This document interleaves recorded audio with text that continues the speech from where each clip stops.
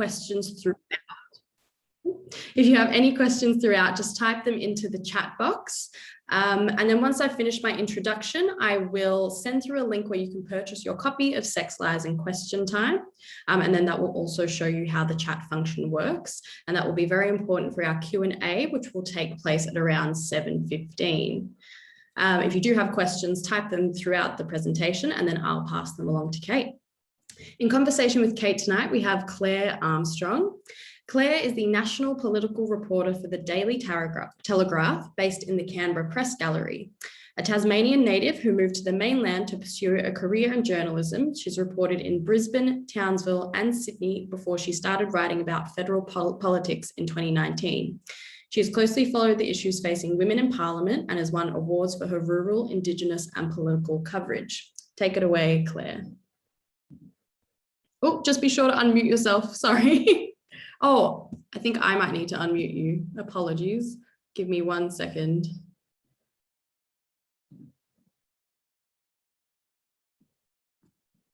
Sorry, 1 second, Claire. There we are. It might just take a second. There we go. Awesome. Well, thanks for having me and welcome everyone.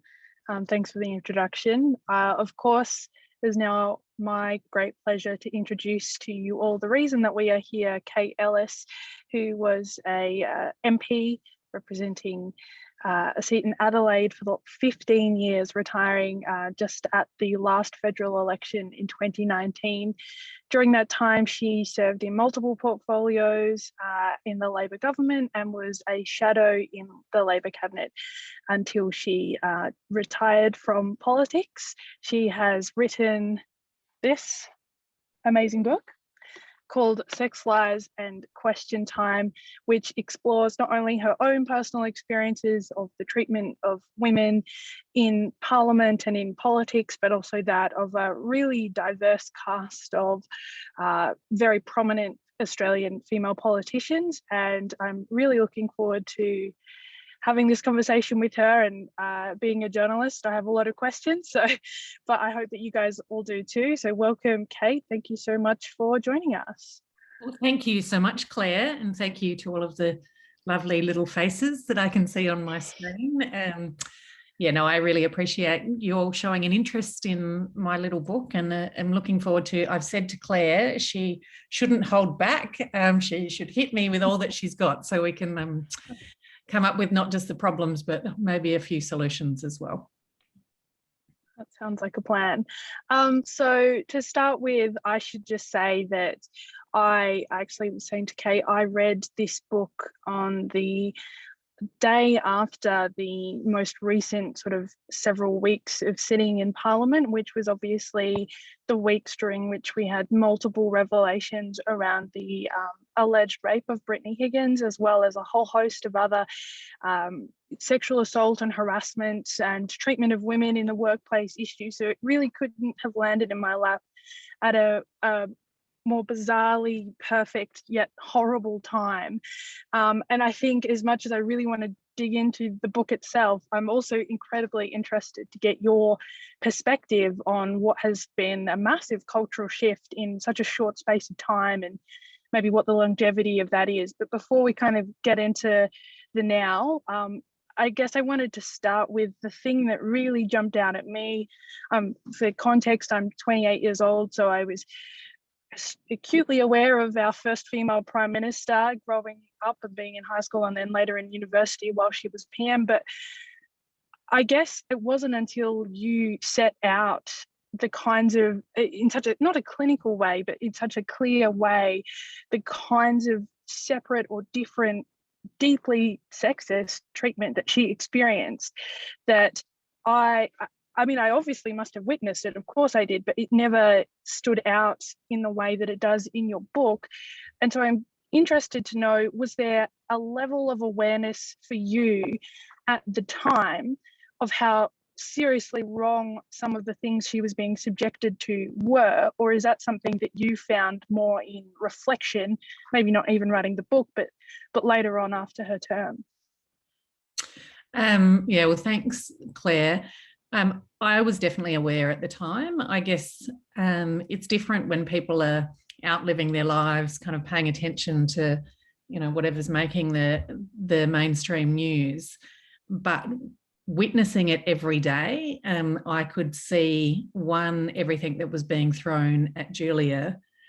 But two, what I found at least equally frustrating was the either lack of awareness or lack of interest in it by a lot of people that were covering politics each and every day. It was like it was invisible to them. And as I said in the book, even when she made the very famous misogyny speech, it was dismissed as just playing politics. So there was definitely a group of us who were not just aware of what was happening to her, but were desperate to try and point it out and stop it. And something about the context and the culture at the time was every time that we did that, we were accused of being members of the handbag hit squad or playing the gender card. And so we were kind of whacked back down as well. And I mean, Claire and I had a brief chat earlier where she questioned my level of optimism after seeing all that I saw in my 15 years in Parliament. But I do think that it will be different next time. I really do believe that the level of awareness is there. And also we've learned a few lessons about how we should handle that if it is to happen to our next female Prime Minister. Well, picking up on some of that optimism, and I note your use of the next time, I assume referring to the next time we have a female Prime Minister. In your book, you somewhat lament or comment on the fear that the treatment that Julia Gillard went through, and also other women in public office, could be a genuine deterrent for young women that we obviously need that groundswell of to potentially then filter through and become Prime Minister one day. Do you think that and to link to what we've seen this year potentially, are you concerned that as great or as maybe important as it is that we are airing a lot of these issues now, that puts you back in that position where, what parent is going to be looking at what has happened in Parliament in the last 3 months and thinking, that's where I want my daughter to be? Is that something that you think hasn't really gone away, even though we haven't had a female Prime Minister, obviously, for many years? Well, I actually think that because of what we've seen this year and because of the way that these issues that have always been there, women have always faced them, but they've been in the background and often they've been something we don't discuss. But the way they've risen to the fore this year, I think it just brings a new level of determination in a lot of women. And importantly, it also probably means that the women who do go into Parliament will go in with their eyes open. And I think that that's a really important thing, that it's not for everyone. It's not something that every parent should tell their children to do. But for the people who really want to go in there, who want to make a change, who want to stand up, then I think it's really important that they know what they'll be up against, and that they realise that they're not the first person to go through any of these things, and can maybe learn from other women's experiences as opposed to having to navigate the path all alone. So that's one of the things I thought was important to do, because I say in the book that I think it's a bit like childbirth, and sorry for anyone on here who has not yet had children and is thinking about doing so, but I think that there's this crazy thing where women feel like you don't tell the gory realities of childbirth to women until they've already given birth. It's like this little secret that we keep as if it's going to put women off having children. And I think it's a similar thing with Parliament, that I think women kind of didn't publicly talk about some of the downside, some of the sexism, some of the unfairness, because we didn't want to put women off. But women are seeing it, whether we speak about it or not. It's come through in the media, it's come through in court cases. People are aware of the culture that exists there. So I think it's more powerful to try and change it. Absolutely. And one of the really brilliant things in the book is, as I sort of flagged at the top, this isn't just your own personal experiences and reflection, but you interviewed a whole host of female politicians past and a lot that are still currently in the parliament today, and from at least politically an incredibly diverse range of people. I mean, you interview Pauline Hanson, you interview Sarah Hanson-Young from the Greens, you interview Julie Bishop, obviously the most senior Liberal minister when she was in Parliament, as well as some of your own colleagues within the Labor Party. I'm interested in the discussions that I have with the public sometimes around women and what they think of women. It seems that women in particular are more punished when they sit at the more extreme ends of political spectrum, in a way that maybe Pauline Hanson is talked about in a very, and criticised in often a very gendered way, that one of her colleagues in the Senate, say Malcolm Roberts, is not, or that Sarah Hanson-Young in the Greens is talked about and criticised in a very gendered way, in a way that Adam Bant, who was also a Greens MP, is not. And I guess what I'm interested to hear from you is, you obviously were part of a major, relatively central party, both the Labor and Liberal parties and mainstream parties. In talking to the women that were more on those outer spectrums, did you find that their experience was potentially worse because they are already somewhat, I guess, controversial in that they are away from the mainstream political view? It's a really interesting question. One of the things I learned really early on, you're a journalist, so you interview people every day. I'm really not very good at it. And it was hard because just the way it turned out, Pauline Hanson was actually my first interview. And I found it hard because I'm used to sharing my opinions and sometimes getting into debates with people, but that wasn't what my role was in writing this book. It was to try and get information out of her.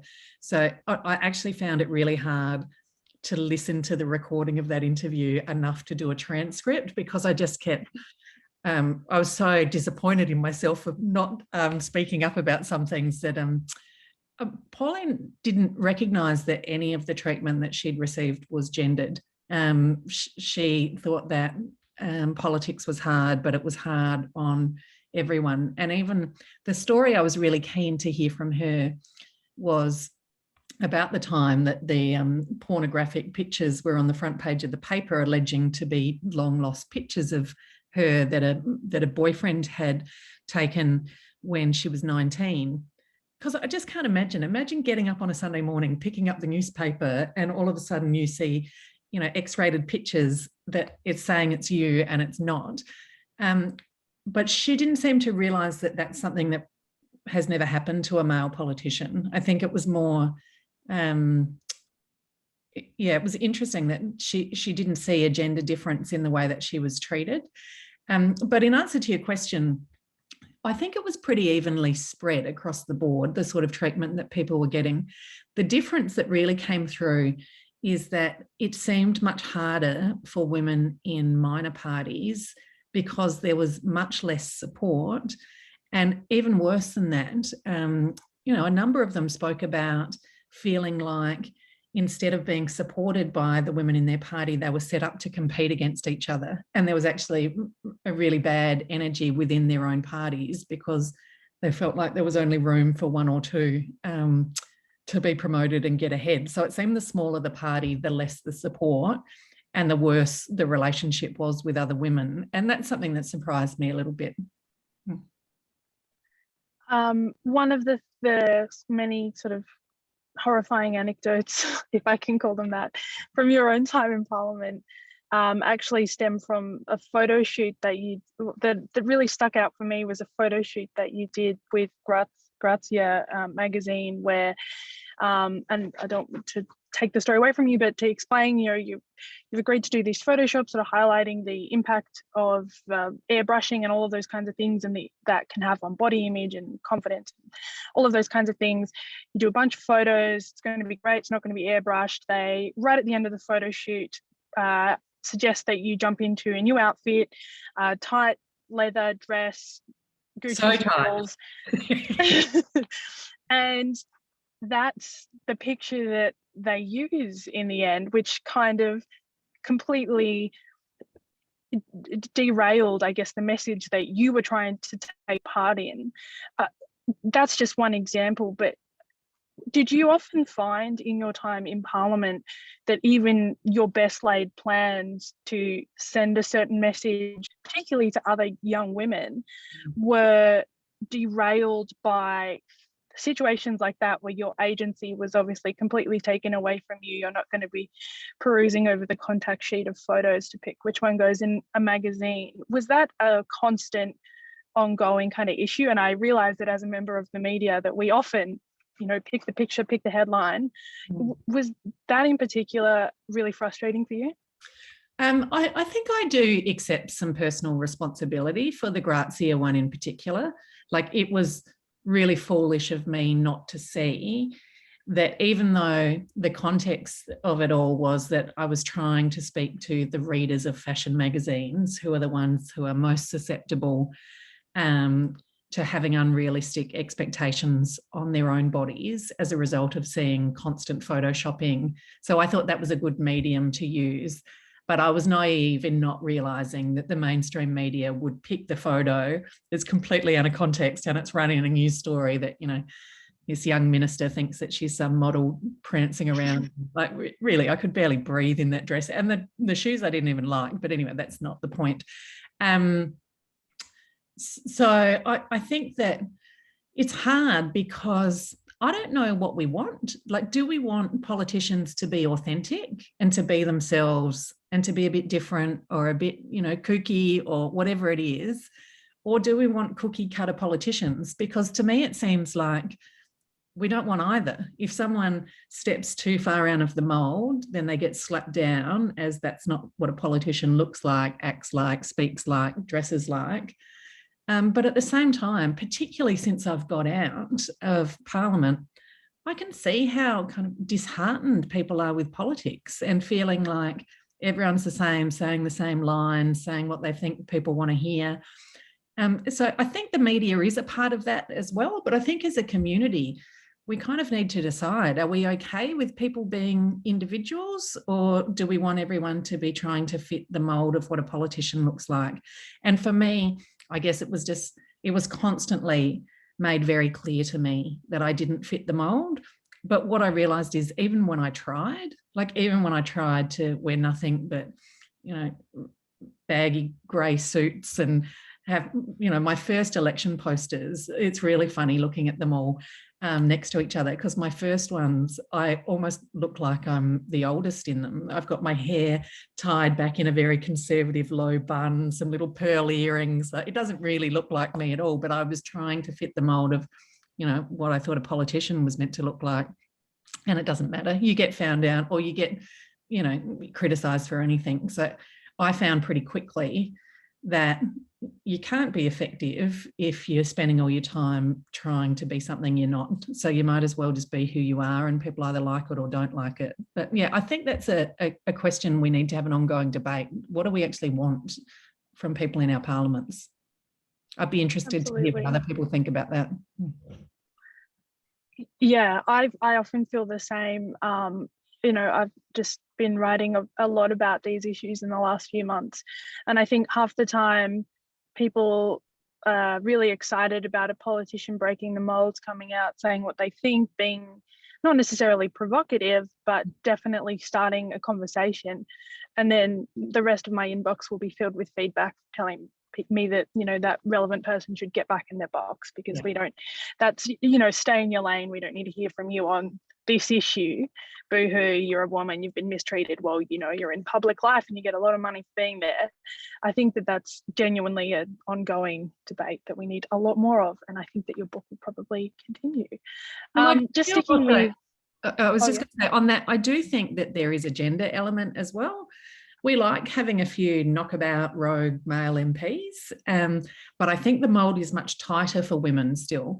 So, like if Barnaby Joyce was a woman, he would not still be in Parliament. He would not have a successful parliamentary career. Like Bob Katter is a pretty unusual person, but people kind of like that. But I don't know that we have the same not tolerance, but I think we judge our women harsher than we judge the men there. And that's not just other people in Parliament. I think it's the media, and I think it's the community as well.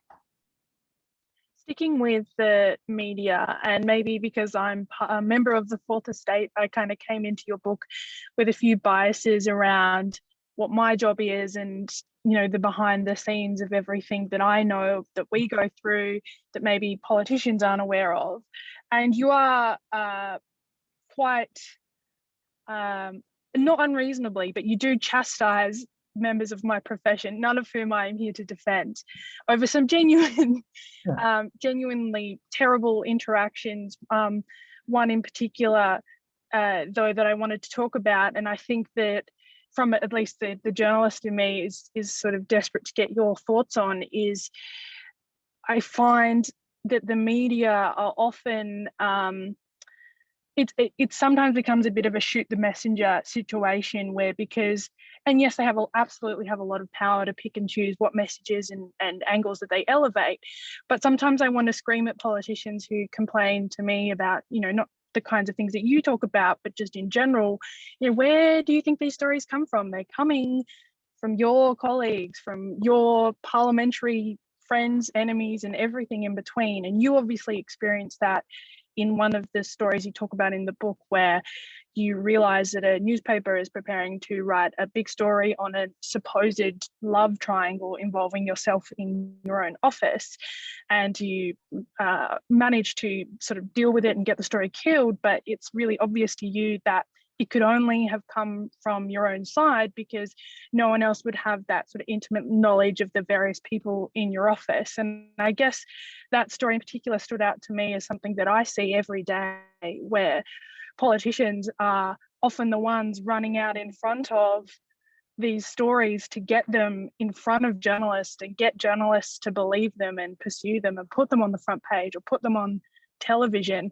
And very often it is not a Liberal person trying to attack a Labor person or vice versa. It's about the competition and the issues and the dynamics within the one party. So I guess, to what extent do you see that party system? I mean, the Labor famously has factions where people are aligned within a sort of broad church of Labor.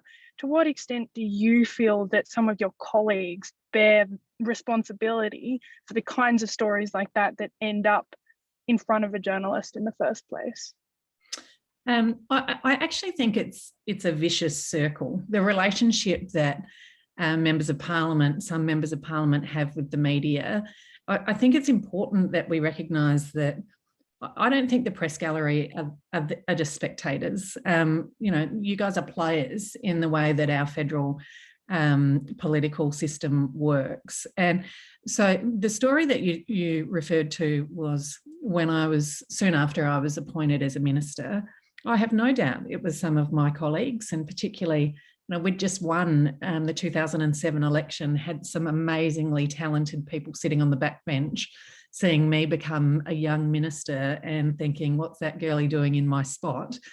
I have no doubt that some of the motivation, there are different weapons that are used against women. And so for me, if people could attack my credibility by spreading sexual rumours, and there were so many of them that it was basically suggesting that I don't care about the job and I'm not spending any time concentrating on the job because I'm having sex all over Parliament House, then that was a weapon. And the fact that it was nearly printed across the country, that would have been effective. It would have killed my political career. I have no doubt about that. So I made clear in the book that I didn't actually blame the journalist. I recognised that it was where it was coming from. But I do think that journalists also have a role to play on that example. I was never contacted directly by the journalists. The only reason I found out about it was through someone else that they'd been speaking to. And we've seen that before. Emma Hassar and the whole BuzzFeed story about her, they famously did not contact her before they went to print, because they wouldn't be able to print it. There'd be legal injunctions, it would stop. So I think there's a couple of things.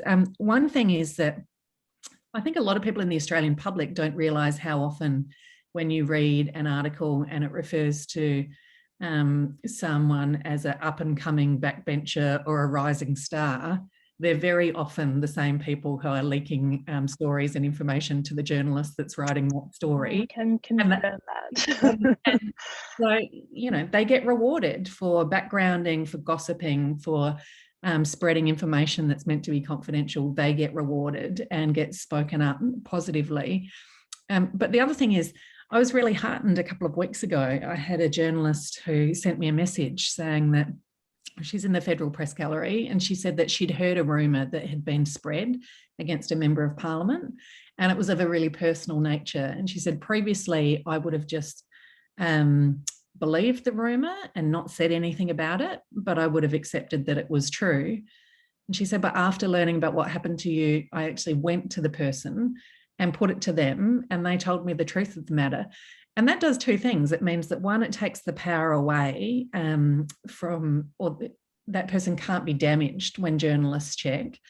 But the other thing is that journalist now knows that the person spreading that rumour was being vindictive, or was making things up, or was spreading information that wasn't true. So I think once we can bring some of these practices out in the open, then everybody can check their facts a bit more. And we won't see people getting hurt innocently or having their careers ended through no fault of their own. And we should just stop rewarding people who are behaving appallingly. That's just my view. It's a very reasonable view. I want to talk about something that constantly ran through my mind as I was reading the book, and the way you talk about what you've just explained, the often toxic, sometimes relationship between the media, politicians, and then how that manifests itself in public. I had this sense that I just wished you were here now, because I arrived in the press gallery in 2019, straight after the federal election, so we had a sliding doors moment. Yes. And around the time that I arrived, reporting for the Daily Telegraph, which is obviously one of the biggest papers in the country, I had a female colleague join the Herald Sun, which is the Melbourne paper. A number of female colleagues joined a massive bureau that covers Fairfax papers.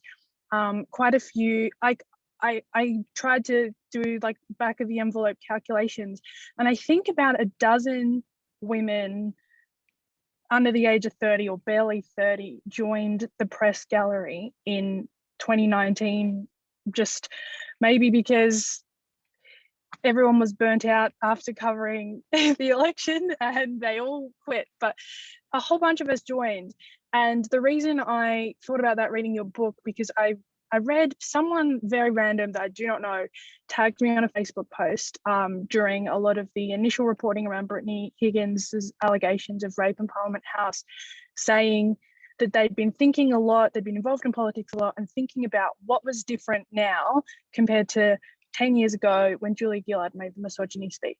And the only thing that they could put their finger on that was dramatically different was the gender makeup of the Canberra Press Gallery, because it suddenly meant that you had people like Catherine Murphy, Laura Tingle, Sam Maiden, Rosie Lewis at the Australian, all of these women were the ones coming out in front and saying, hang on a minute, I know you politicians or the government or even, a lot of your former colleagues wanted to breeze straight past it as a horrific allegation, a terrible revelation, but that's sort of the end of it.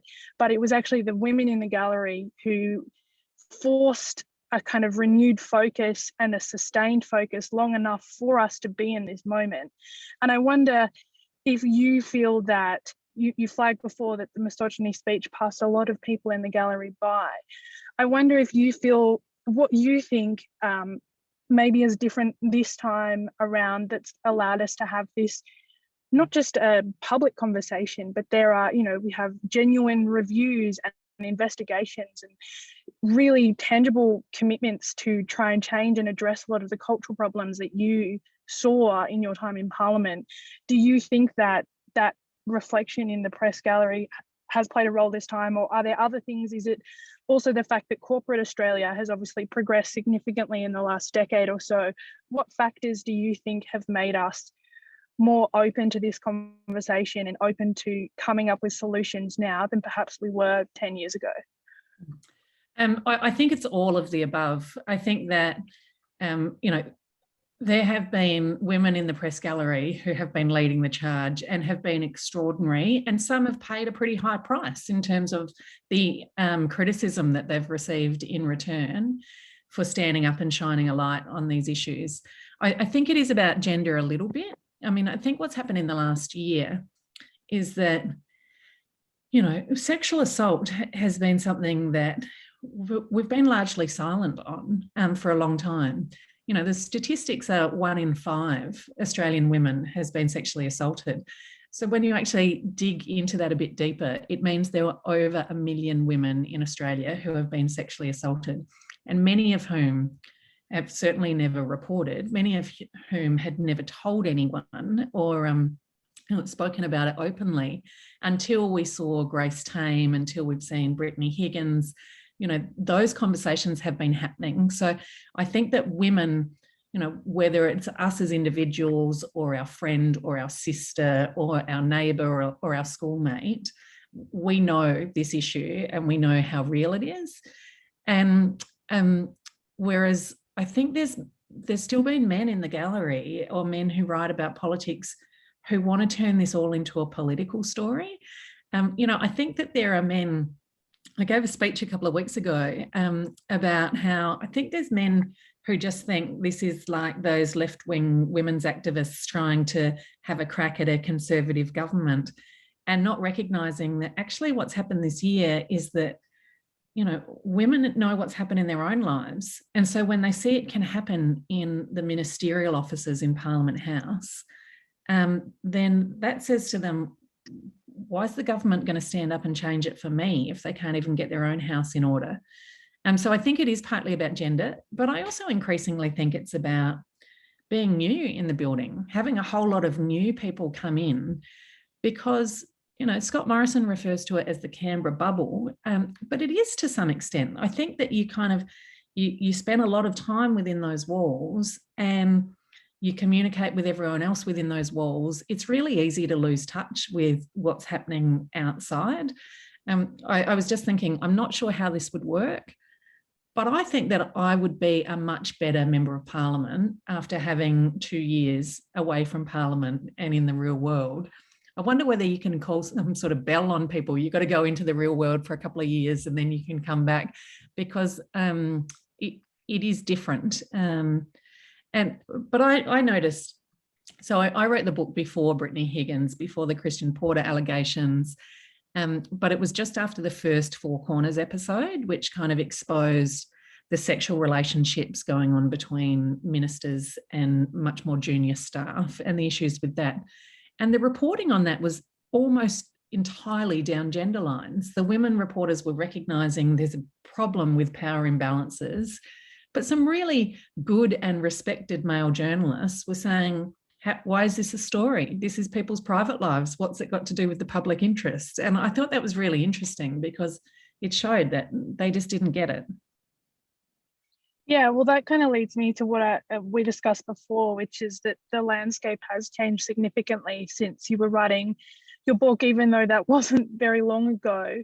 Is there anything that you would write if you were still writing it now? Is there anything you would do differently or include that you left on the cutting room floor the first time around? I think it would be a really different book if I wrote it this year than last year. I think the tone has changed. We're now kind of in a tone of frustration, of anger. It's been much more extreme. And I didn't write this book because I was in any way bitter. I'm so grateful for the privilege of having 15 years in the Parliament. I wrote it because I thought there were some things that we needed to have a discussion about and change. So it would definitely be angrier. But also, I have reflected a lot on the fact that I wrote about the experiences of the most powerful women in that building. And, it was elected MPs. That's what I knew. That was the topic that I knew. But as anywhere where there's a culture of disrespect, it's the people with the least power who feel it the most acutely. And I did think about, after Brittany Higgins came forward with her allegations, and I know that there have been past and present staff members, female staff members, who have endured terrible things. So I think that, more of a focus on staff in the building, female staff in the building, and what they've endured is something that I would focus on.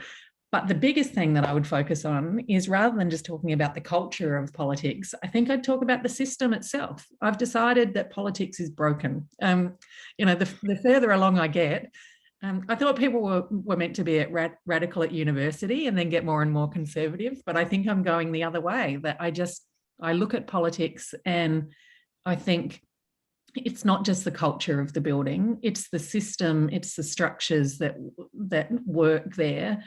Don't help the people within the building, but don't help the Australian public, and they turn people off. I just think we should make politics as a whole better, and that would fix a whole lot of the issues. Yeah, I think in reporting this issue, that's one of the things that I found really challenging to try and explain to the general public, and particularly around that first Four Corners episode, where it was a more nuanced conversation around, well, if you're a junior staffer and your boss hits on you, what are you supposed to do? As opposed to the allegations that Brittany Higgins came forward with, which, in any setting is a horrific experience. And I think maybe a little easier for people to understand compared to the sort of power dynamics that exist here that may not necessarily exist in their daily lives. But yeah, the thing that I found really difficult to explain to people was not just the structure of Parliament and the way that can be quite isolating. You're traveling away from home, all of the, it's high pressure, long hours, all of those kind of really physical aspects of the structure of Parliament and the job.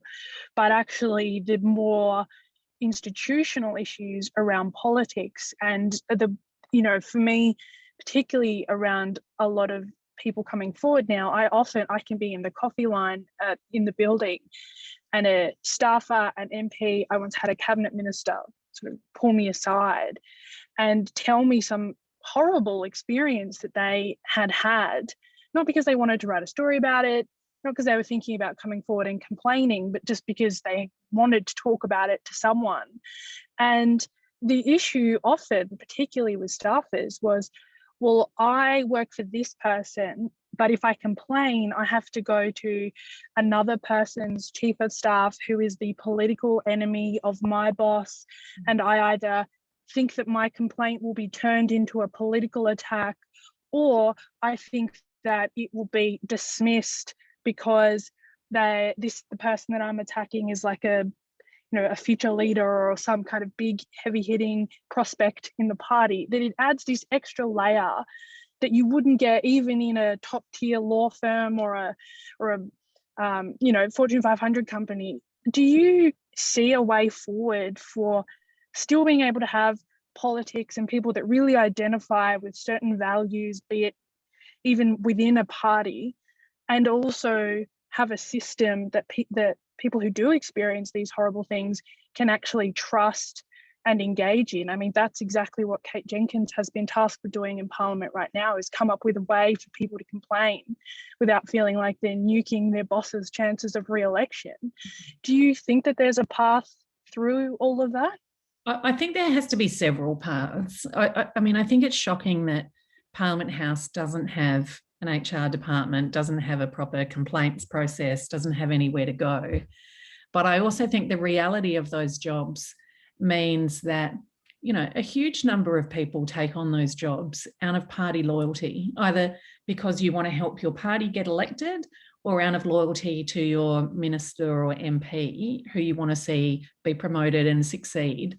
And that's what drives you. So to be placed, when Brittany Higgins first said she felt like she had to choose between pursuing a complaint against her alleged rapist or keeping her job, that's the dynamic that exists. So I actually think it's really important that we recognise that people, a lot of people that have spent years busting their guts trying to get their party elected will not want to do anything to publicly harm that party. So I think it means the political parties have to have internal processes as well, strong internal processes, so that people have a choice if they want to take it up and know that there'll be adequate action, that they've got an avenue within their own party as well. I think has to be an option, because you're right, that is the dynamic, and that's not going to change.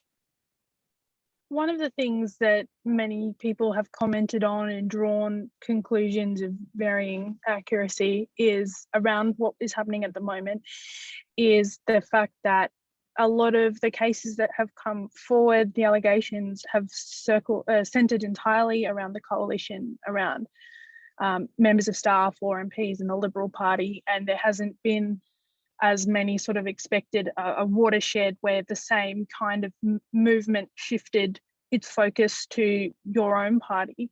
Do you have any sort of thought as to why that is? And I guess when people talk about it as if it's just an issue of this government, I mean, your book is proof that there is this sort of much often going on behind the scenes in any political party, not just whoever's in government. Why do you think that we haven't seen the same kind of groundswell of people coming forward publicly from any other party other than the coalition at the moment? I think it's a lot about culture. You know, I think that we have to be really careful and make sure that we recognise that this is above party politics, and that no one can say that this is has only ever happened within one party. But I do also believe that I saw a difference in the time that I was a staffer 20 years ago in the Labor Party. It was a different culture then than it is now, after we've adopted affirmative action policies and really increased the number of women. The culture has changed as a result of that. Some of the things that I saw happen 20 years ago, I just don't think would be tolerated, because you don't just have more women there and more support. You've also elected a new generation of men who have willingly got involved with a party who has gender equality as one of the key platform positions. So I do think that, I just think, you know, I didn't write a party political book, but I do now absolutely believe that if Scott Morrison really wants to address the culture in Parliament House, then he can't do it without signing up to a mechanism to increase the number of women in the Liberal and National parties. It's just not going to change. The other thing that I think is really important is that we have some public visibility to what the gender breakdown is of senior staff amongst the government. How many of the senior political positions are filled by women, whether they're chief of staffs, you know, senior press sex, and how many are filling the admin roles. I think if we want to change the culture, then the first step is having some accountability around that. Just lastly, before we go to questions from the audience, you sort of flagged at the top that you end the book on more of a positive note and say that you're optimistic on for the future, and that you think that we are on the cusp of the next sort of wave, which turned out to be a very accurate prediction potentially. What is it that makes you optimistic? Are you still as optimistic, more, less? What is it that drives your optimism for the future of women in politics, and how the next generation might have a different experience to the one that you did? Yeah, I think I'm even more optimistic now. In part, like, I'm constantly amazed by the courage of, you know, Grace Tame standing up, telling this story of the sexual abuse that she faced, and then, you know, telling people to speak their truth, to share their stories and to take back the power. And then, honestly, Brittany Higgins, one, coming forward with her allegations, but two, I still get goosebumps about the fact that less than 2 years after the alleged rape took place, she stood up in front of the building where the rape took place and addressed tens of thousands of people to tell her story. I just think that level of courage that we're seeing from this new generation of Australian women needs to be rewarded. It needs to be rewarded with real action, and it needs to, and I think it will. I think that people will be inspired. I also think that people have reached a stage of seeing how bad things are, that rather than just sitting around and bitching and moaning, a whole lot of people are going to go, that's it, you know, I'm going to get in and try and do my bit to make it better. I just think there's a tipping point that's been reached, and I'm really excited about it. Even since this book's been released, it's been interesting at the events that we've had. There have been a really large number of young Liberal women, young Liberal staff who have come up and wanted to talk about the book and politics. And I think it's been really important to them because they might not have the same support structures within their party. But I think it's not just, you know, on one side of politics. I think across the board, people are fed up and people are ready to turn it around. And I can't wait to watch that, and I can't wait to get out and vote them in. All right, thanks, Kate. We will move to questions. So everyone who's in the Zoom, just send through your questions. But we do have one here from Toby, who's asking about the private lives of politicians. He says, what is in the public interest and what should be the test of public interest? Case in point is Barnaby Joyce's affair. When Barnaby is espousing happy families but opposing marriage equality while secretly having an affair that he didn't want to disclose, as it would potentially undermine his political argument when opposing marriage equality. What are your thoughts on that? We're going to me. Claire, Claire might have different ideas on what makes it. I'd be to hear from both of you. I think that everyone will probably have a different line that they think is appropriate for this. I guess my bottom line is I just want the same test applied to male and female members of Parliament, and it hasn't been. It hasn't been, you know, going right back to Cheryl Curnow. She's faced a different test. Sarah Hanson-Young, me, Emma Hassar, we've all faced a different test. So I think, yeah, there is an argument around hypocrisy. There's certainly an argument around your responsibilities as an employer that I think makes it in the public interest. If you're talking about within the building with more junior staff, with power imbalances, with potential consequences for when the relationship ends, more so landing on one party than the other, I think that brings it in the public interest. But I also think at the other end, you know, if you're a public figure, there are people that think that they own you.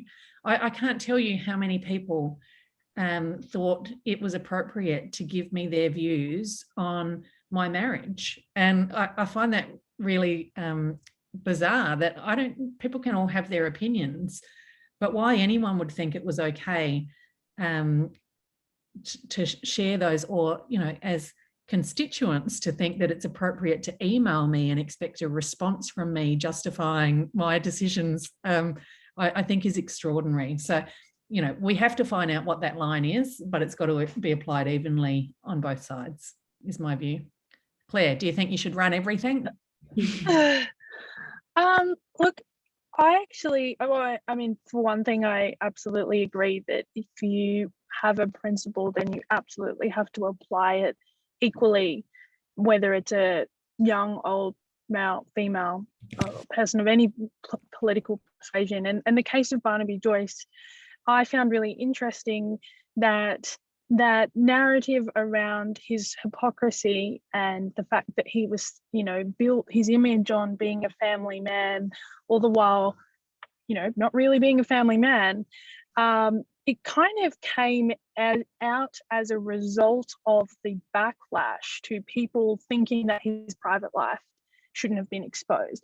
So I often find with a lot of these stories that sometimes and this is not on that case. I absolutely think that story was in the public interest. He was a deputy prime minister and he was campaigning on issues that he clearly probably shouldn't have been an authority on.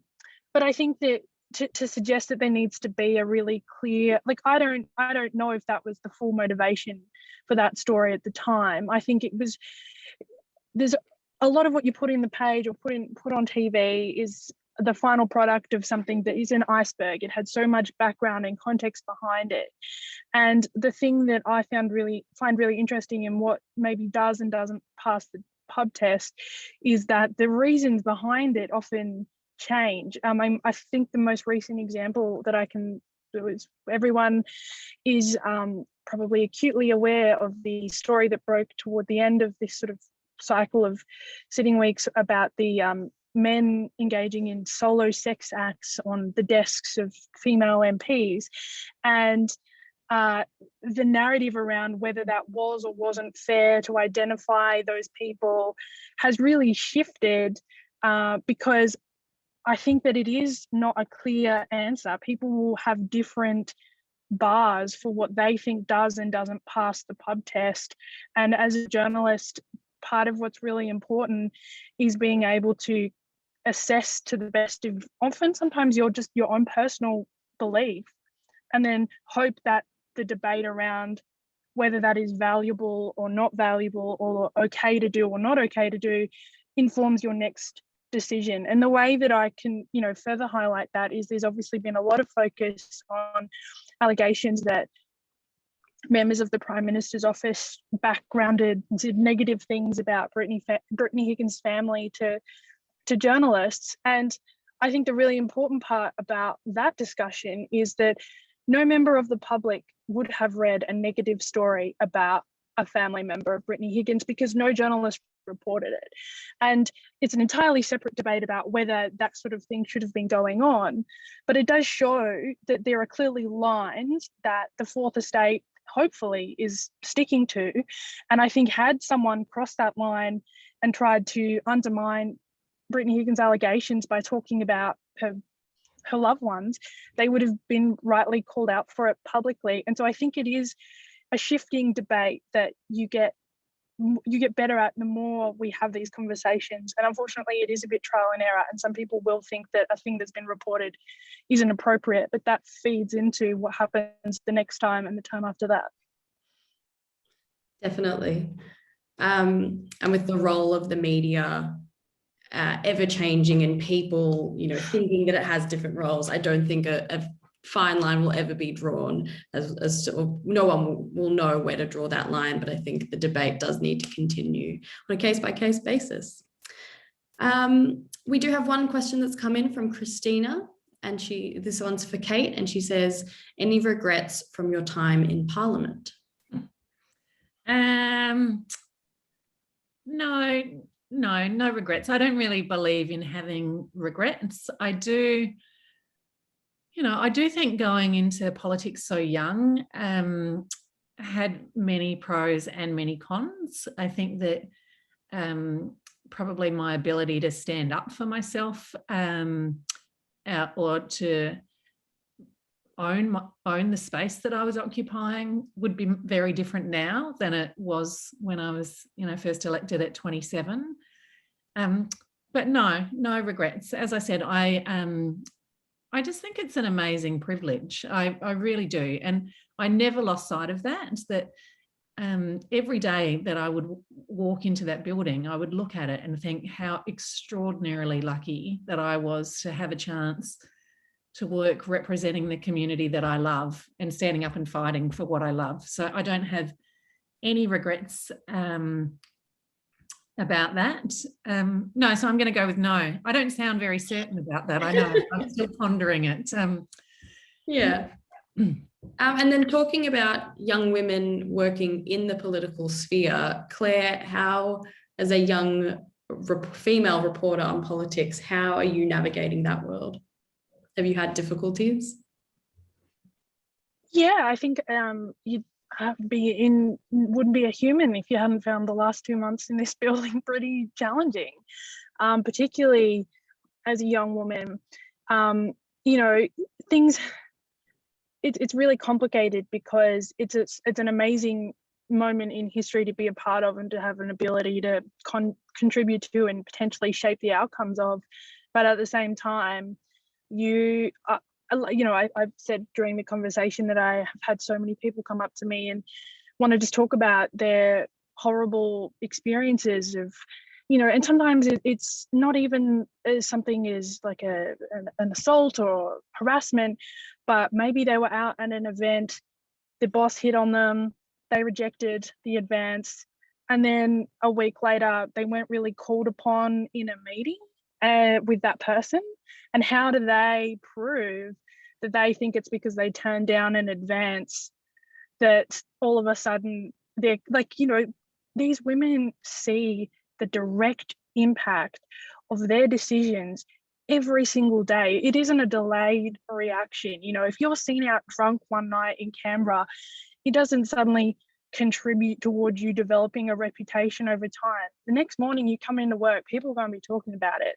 And it can be really challenging to navigate and sort through what is, actual problems with patterns of behavior or issues like that, and what is just, the kind of, excuse my language, bullshit of this building sometimes. One of the things that I really struggled with after the first Four Corners episode came out was, and actually this pub features in Kate's book, is there's this bar in Canberra called Public. It it was often a gathering, watering hole, often even people wouldn't arrive till 10 p.m. on a Wednesday, stay there till 2 a.m, all staffers, MPs, ministers, journalists, all kind of mixing. And it was obviously the feature location of a couple of the allegations in the Four Corners episode. And the initial response was like, Public just became dead and no one goes there anymore. Like, that was the issue. The issue was the pub, not everything that the people there were doing.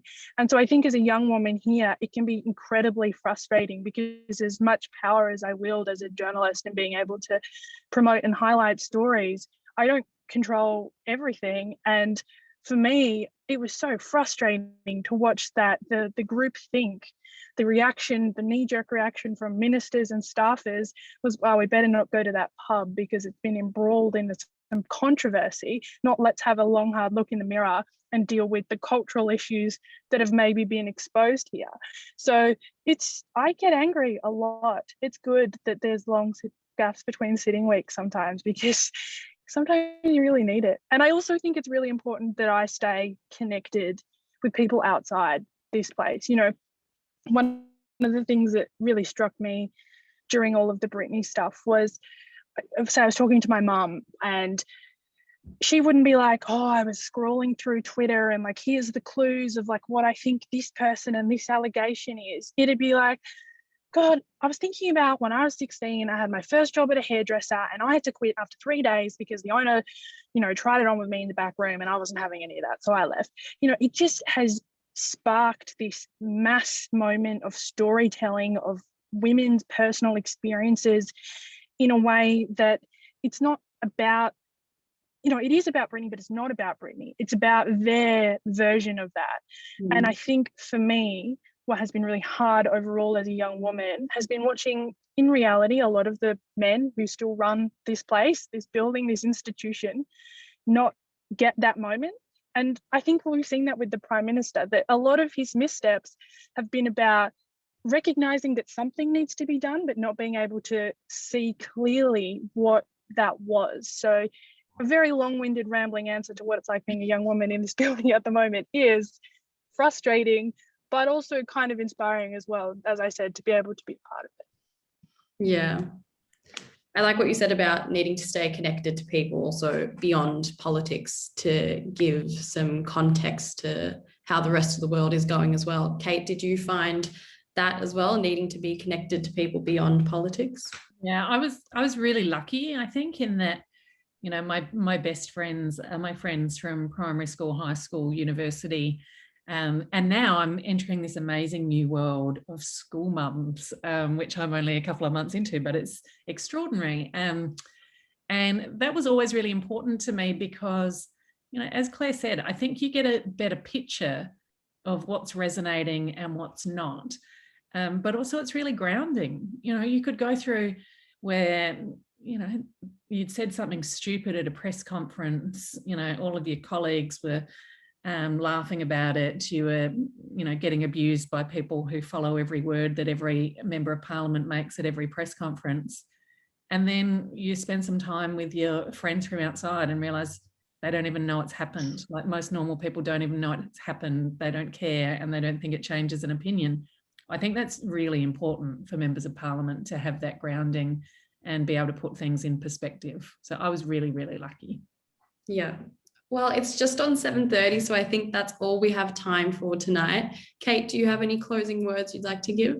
I just wanted to, thank you for having us. Thank Claire for being so kind and for her excellent questions. But really thank all of you for taking the time to show a little bit of interest and learn a little bit more about these issues, and say that I hope that, we'll all continue to build the momentum and we're going to make a parliament that's better and better for the Australian people. And I'm really excited to be a part of that. So thank you all.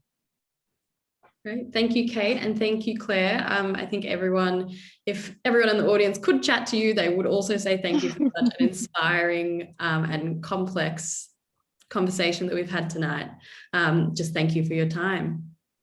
Thanks. I should add actually that the book goes, I'm just going to spruik the book a bit more. The book actually goes quite in depth into the experience of women in parliament who end up having children, and it was probably incredibly remiss of me not to talk about that. I'm really sorry, Kate. It's because I don't have children and I just forgot. But it is, I bring it up only because quite recently a whole host of MPs brought their babies into the floor of Parliament this year, and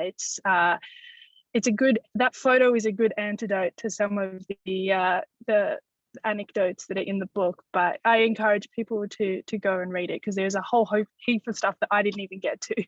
Thank you. And I'm actually quite shocked that you haven't had a cameo from my children. So there must be something wrong. But we'll discover that, because they're not very good at resisting peering in front of the camera on Zoom meeting. All right, well, we'll let you get back to your family. I have linked the book one more time in the chat box for everyone to go buy from Avid Reader. Thank you again, guys. Have a great night. Thanks.